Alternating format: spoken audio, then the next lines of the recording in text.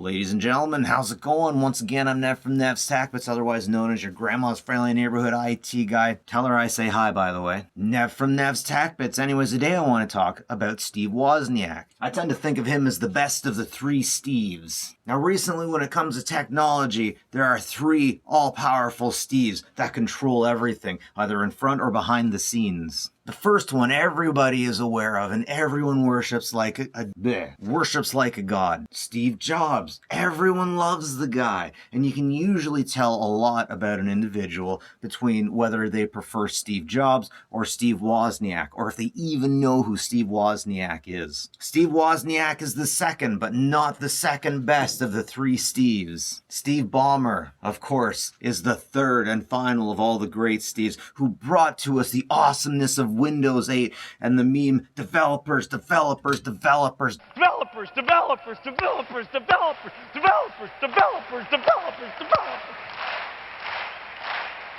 Yes! Developers. Wow, that one really goes back. Am I that old? I need a drink. So for those of you who don't know, the Woz, the man behind the scene, the man that actually got everything within Apple engineered and out to the customer. Steve Jobs used to always talk a big game and he'd throw promises out before he even knew it could go on. I hear that a lot of coding places are a lot like that when it comes to the sales force. They hear people making promises that the developer team can't actually do. Anyways, Jobs would throw his hat over the fence and say we could do this. And Woz would jump over the fence and get it done like nothing happened. And he'd have a big grin on his face the whole way because he just enjoyed the whole thing. Woz truly appreciated computers and the engineering within them. He's probably the nicest person I've ever heard of before because I've never heard anyone ever say anything bad about him. I think like Ashton Kutcher didn't like him or something because Woz realized the movie made about Steve Jobs wasn't 100% accurate. I'm not a Steve Jobs type of person, and personally I can't see how anyone can get behind him over the whole Lisa debacle. So for those of you guys who don't know, Jobs had a kid, and he didn't want to admit that he was having the kid because he was too busy being successful. So not only did he disown the kid, but he made a computer that they didn't even necessarily need that competed with other Apple computers called the Lisa, named after the kid that he didn't believe was actually his. Some people, man, they just worship Jobs. You can definitely tell the type of person an individual is if they love Jobs or Ballmer, 100%. I mean Wozniak. So these days most people just call him the Woz, and he seems to be the most salt of the earth individual that I know. Louis Rossmann has been fighting for the right to repair. A lot of people don't realize that there's a lot of things that can't be repaired because the information's just not out there. It used to be if you bought a TV, if you opened the back of that thing up, it would have a diagram of absolutely everything going on in there, so if something happened, you could fix things. These days, you're lucky if anyone can fix your stuff, and that's how the market likes it, so if something breaks, you throw it away. Apple is particularly like this. They call themselves carbon neutral and all this stuff, but they keep making junk that breaks that they won't let people support. They want you to bring it in, they'll throw it out, and they'll give you a new one. Sometimes they'll fix other people's stuff and give you that, but that's only if it's an easy fix. Anyways, Louis Rossmann is making a lot of headway on this stuff, but he was asking for support from other people. And other people, some people were saying, I want the craziness test. And amongst business people, the craziness test is, I will give you money, but you need to get someone else to give about that sort of money before. So I know I'm not just being crazy. Anyways, the Woz pipes up out of the internet and he says, Louis Rossmann, I am following your channel. I totally agree with right to repair because X, Y, and Z. Freaking blown away. Louis Rossmann, when I first heard about him, I thought he was a scummy guy. I didn't like him. I didn't think I'd ever hear from him again. Now I hope I can do 1% of the positive things that he's done for the world. So right to repair, even they're John Deere freaking tractors that are totally locked out until you can get John Deere to send someone in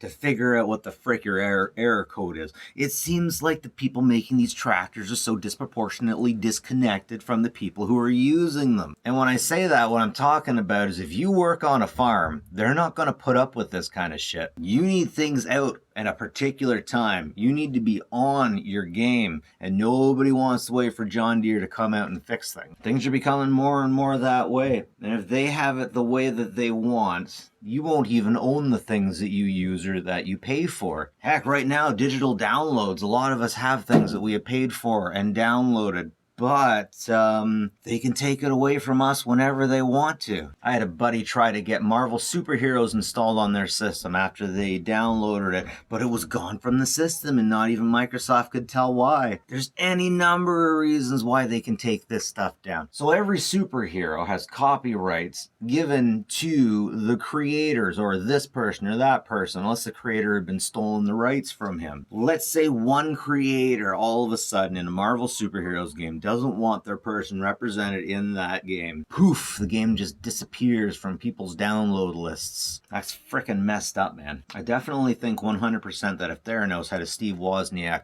they wouldn't have crashed. They wouldn't have burned so badly. Now, what I'm saying here is Steve Jobs, once again, he'd keep throwing his hat over the fence. Woz would get it. Woz would bring it back with a big smile on his face. There was a situation where there was a bounty on this creation. If you can create this with only this many chips, then we will give you X many dollars. Steve Jobs got the Woz onto it, and the Woz figured it out. They got the money, but they couldn't put it into development because it was just so much work. It was very complicated, and it couldn't be figured out. Apparently, Jobs took the money and only gave a small fraction of it to the Woz, and when Woz found out, apparently, it brought him to mild tears. But I'm thinking if Theranos had a Wozniak, didn't just have someone out there with a mouth who knew how to talk to rich people. If they had the Woz would have figured out how to do it. She lacked the Woz. You can be Steve Jobs all you want, but if you don't have a Woz to back you up, you don't have